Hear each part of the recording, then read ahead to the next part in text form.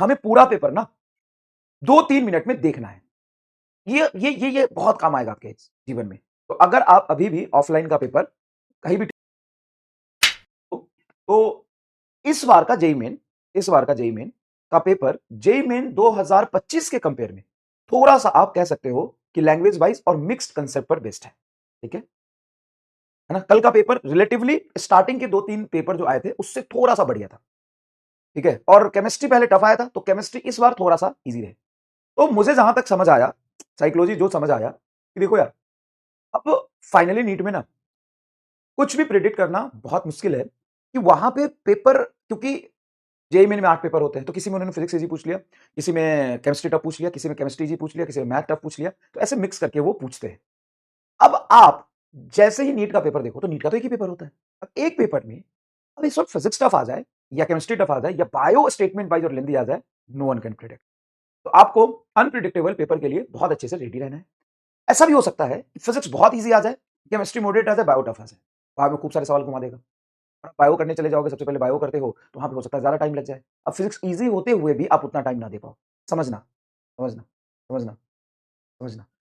तो ऐसा भी हो सकता है कि केमिस्ट्री टफ हो, बायो और फिजिक्स इजी हो। ऐसा हो सकता है कि फिजिक्स टफ हो, बायो और केमिस्ट्री दोनों इजी हो, है ना। या केमिस्ट्री टफ हो, बायो और फिजिक्स इजी हो।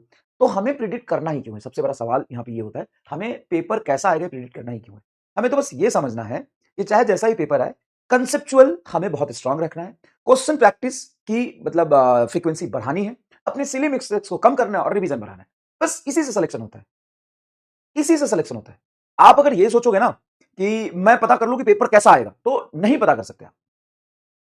अब दो ही पॉसिबिलिटी है, नहीं मतलब दो पॉसिबिलिटी का मतलब मैं कह रहा हूं कि 2-3 पॉसिबिलिटी हो सकता है कि या तो फिजिक्स टफ हो, बायो केमिस्ट्री इजी हो, या केमिस्ट्री टफ हो, फिजिक्स बायो इजी हो, या बायो टफ हो, फिजिक्स केमिस्ट्री इजी हो।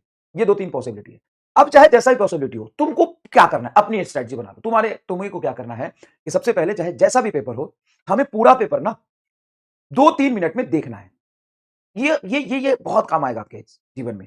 तो अगर आप अभी भी ऑफलाइन का पेपर कहीं भी टेस्ट सीरीज देते हो, तो ऑफलाइन में जैसे आपको पेपर मिलता है, तो आप क्या करो कि स्कैन कर लो 5-7 मिनट में। 5-7 मिनट में कुछ तुम पूरा पेपर खत्म नहीं कर लोगे। 3 घंटा है, तो 3 घंटे में जैसे आप पिच पर खेलने जाते हो, तो पिच पर सबसे पहले क्या करते हो? पिच का मुआयना करते हो, कैसा बना है ना, कैसा पिच है, फास्ट पिच है, स्लो पिच है, क्रिकेट की बात कर रहे हैं। तो उसी तरीके से सबसे पहले 5 मिनट में, 7 मिनट में ओवरऑल देखो पेपर। और तुम इतनी क्वेश्चन प्रैक्टिस कर चुके हो, तुम इतना पढ़ चुके हो कि तुमको पता चल जाएगा कि किसमें बहुत ज्यादा स्टेटमेंट दिया हुआ है, किसमें लिंक करके ज्यादा ऑप्शन दिए हुए हैं, किसमें सस्पेंशन रीजन ज्यादा है, किसमें बहुत ज्यादा लंबे लंबे सवाल दिए हुए हैं।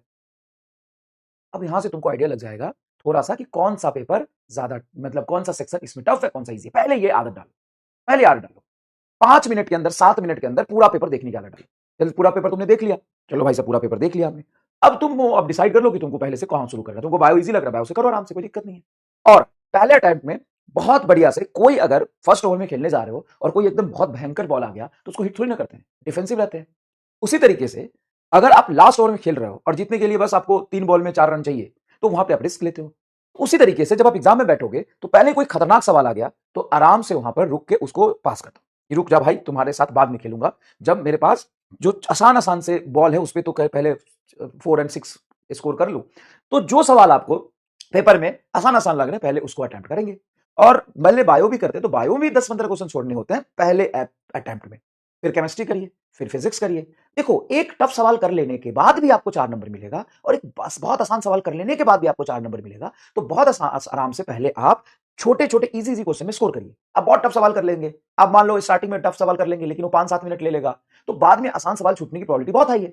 लेकिन पहले आसान कर लोगे, तो बाद में जो टफ छूट रहा है वो तो सबका भी छूट सकता है, आपका भी छूट जाए तो कोई बात नहीं।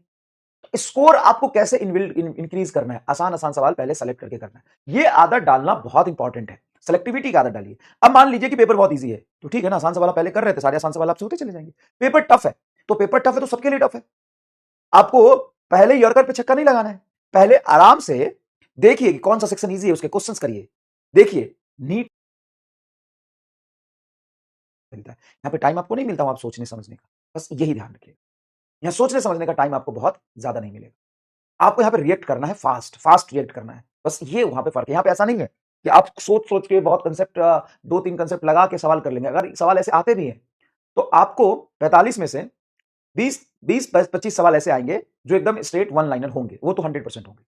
मैं आपको बता देता हूँ, 20 से 25 सवाल 100% वन लाइनर होंगे, वो हमेशा होते हैं, नीट 2025 में भी थे। 20 सवाल तो थे ही। नीट 2025 में भी 1-2 लाइन वाले होने वाले 20 सवाल तो थे ही, वो होंगे। तो आप अगर उसको ढूंढ के पहले कर लिए ना, इसकी आदत आपकी लग गई ना, तो फिर आप नहीं रुकोगे। ठीक है, ठीक है, चलिए वीडियो कॉल बाद में करेंगे भाई, वीडियो कॉल का मैं ठीक कराया नहीं। चलिए, तो आज है